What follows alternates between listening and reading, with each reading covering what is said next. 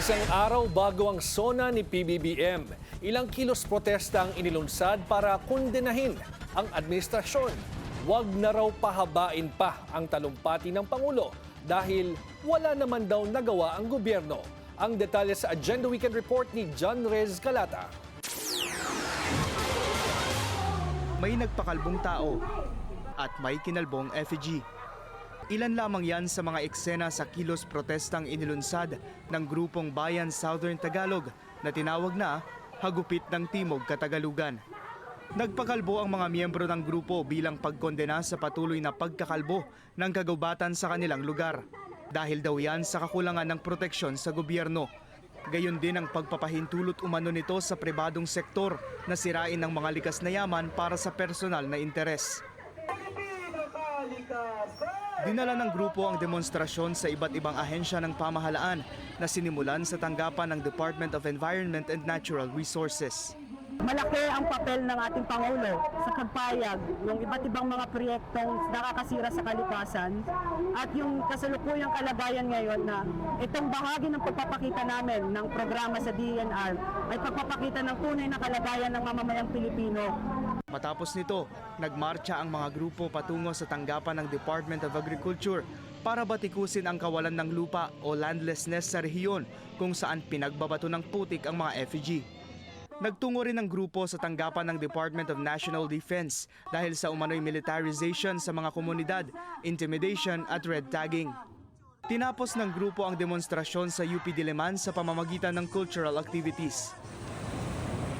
Bukod sa Bayan Southern Tagalog, isinagawa rin ng August 21 Movement o ATOM ang lakad para sa laban bilang pagkondena sa palpak umanong pangako ni PBBM na ipakulong ang mga malalaking isdang sangkot sa maanumalyang flood control project.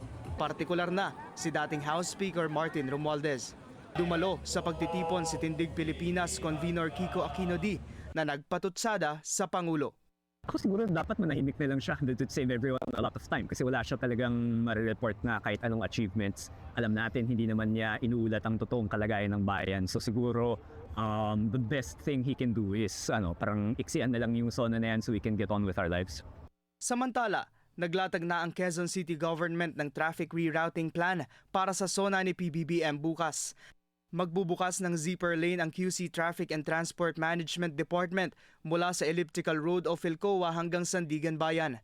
Magkakaroon din ng hiwalay na zipper lane mula Doña Carmen hanggang IBP Litex na nakalaan para sa mga sasakyan ng mga opisyal ng gobyerno at mga bisitang patungo sa Batasang Pambansa Complex.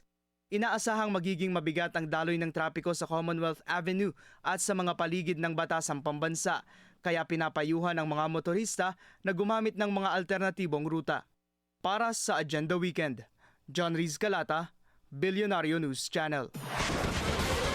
Hinimay ng tinatayang 200 youth delegates mula sa iba't ibang progresibong grupo. Sa pangunguna ng Kabataan Party List ang naging performance ni PBBM bago ang kanyang ikalimang SONA. Tila wala naman daw nahiya at patuloy umanong nakalalangoy ang mga big fish na sangkot sa flood control scandal habang patuloy na naghihirap ang mga Pilipino. Pati kalidad ng edukasyon, lubhang apektado. Alam lang ka-proud na sa ating mga paaralan, kahit daw binuhos yung budget, ay sila naman ang ating mga buildings. Alam lang ka-proud sa billions na hinahanap natin na dapat patamasan ng isolation. Pero ang daw ngayon, wala ka ng bulong, wala ka ng manuod ng malaking listang. Hanggang ngayon, silang may sumisisi, may suswiti sa napakaraming pera nila.